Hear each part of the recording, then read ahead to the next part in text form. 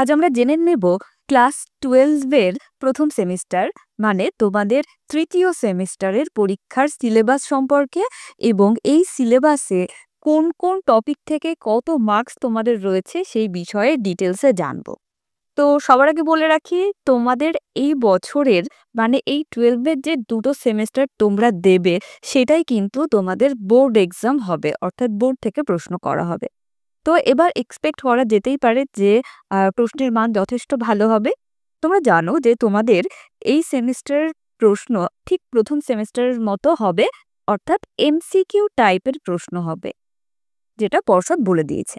তো দেখো, আগের মতোই ঠিক 40 নম্বরের পরীক্ষা হবে এবং তোমাদের সিলেবাসে গল্প একটি আছে। তো গল্প, কবিতা, প্রবন্ধ কোনটা কোনটা আছে সেটা তো আমরা জানবো। তার আগে জেনে নিই যে তোমাদের গল্প থেকে দেখো আছে 8 নম্বর, প্রবন্ধ থেকে 5 নম্বর, কবিতা থেকে 7, ভারতীয় গল্প ও আন্তর্জাতিক কবিতা এখানে 5 নম্বর রয়েছে। এছাড়াও তোমাদের যে ভাষা অংশটা সেই অংশটা কিন্তু গুরুত্বপূর্ণ। দেখো, এখান থেকে 10 নম্বর। এই জিনিসটাই কিন্তু সবার নাম্বার কমে যাওয়ার একটা প্রবল সম্ভাবনা থাকে, সবার কাছে কঠিন লাগে। তো আমি ঠিক প্রথম সেমিস্টারের মতোই তোমাদের ভাষা অংশটাকে দায়িত্ব নিয়ে খুব ভালো করে করিয়ে দেওয়ার চেষ্টা করব এবং অবশ্যই এমসিকিউ প্র্যাকটিস করাবো, প্রশ্নের সেট দেবো। তো তোমরা চ্যানেলের সাথে অবশ্যই যুক্ত থেকো। আচ্ছা, এছাড়া তোমাদের শিল্প সাহিত্য ও সংস্কৃতির ইতিহাস থেকে থাকছে 5 নম্বর। তো এবার চলো জেনে নিই তোমাদের এবার কি কি টপিক রয়েছে।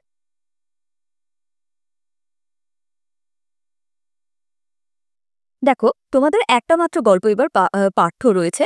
গল্পটির নাম আদরিণী, লেখক প্রভাত কুমার মুখোপাধ্যায়।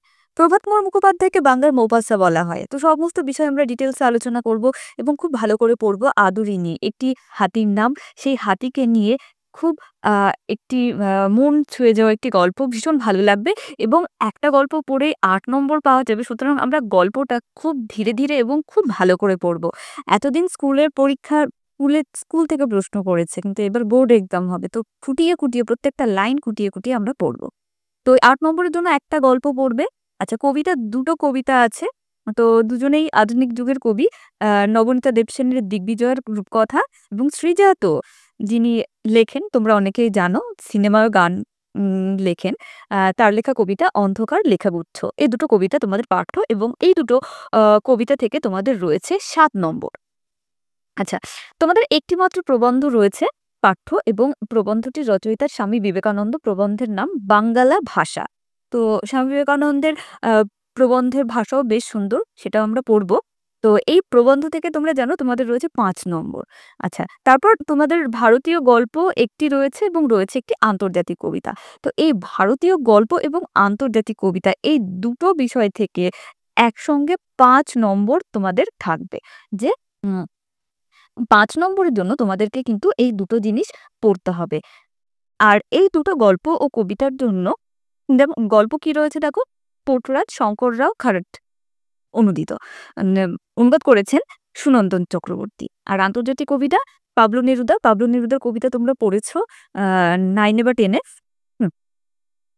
কবিতার নাম তার সঙ্গে, অনুবাদ করেছেন শক্তি চট্টোপাধ্যায়।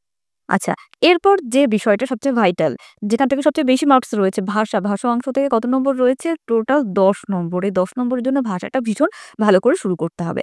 আমি প্রথমে টেক্সট শুরু করে দিয়ে পর্ষদ থেকে বই দিয়ে দেওয়ার সঙ্গে সঙ্গে আমি ভাষাটা শুরু করে দেবো। তোমরা চ্যানেলের সাথে অবশ্যই যুক্ত থেকো।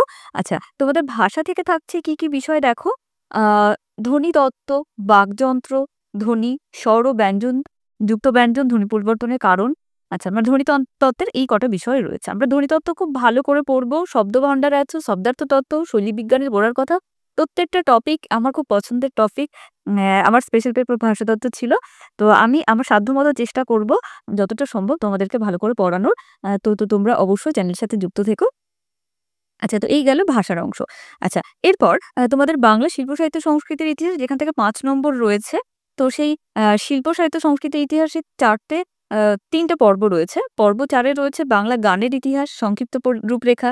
আচ্ছা, বাঙালির বিজ্ঞান চর্চার সংক্ষিপ্ত পরিচিতি এবং বাঙালি ক্রীড়া সংস্কৃতি। গতবারের মতো যদি এবারও তোমাদের মানে আগের সিলেবাসের শিল্প সাহিত্য সংস্কৃতির ইতিহাসের বইটা দেয় তো ভালোই হয়, অসুবিধা নেই। তো সেখানে আগে 5টা টপিক পড়তে হতো। চিত্রকলা ছিল, তারপর বিজ্ঞান চর্চা তো রয়েছেই। তো সিনেমা নিয়ে ছিল। তো সেই দুটো বাদ দিয়েছে। এই ৩ টে টপিক তোমাদের রয়েছে। তো এগুলো আমার বেশ ভালোই টেক্সট ধরে পড়ব। আ আমি চেষ্টা করব তোমাদেরকে যতটুকু সম্ভব পারব মেটেরিয়ালস দিয়ে দিতে। আর তোমরা অবশ্যই চ্যানেলের সাথে যুক্ত থেকো। আর অবশ্যই কমেন্ট করতে ভুলো না। আজ এ পর্যন্ত। সকলে খুব ভালো থেকো। বছরের শুরুতেই তোমাদের অনেক শুভেচ্ছা রইলো। খুব ভালো করে পড়াশোনা করো। কারণ এই বছরের নাম্বারটা তোমাদের কিন্তু বোর্ড এক্সামে তোমাদের মার্কশিটে আসবে। তো এই বছরটা তোমাদের জন্য ভীষণ গুরুত্বপূর্ণ। তো all the best for all of you. আজকের মতো এটুকুই।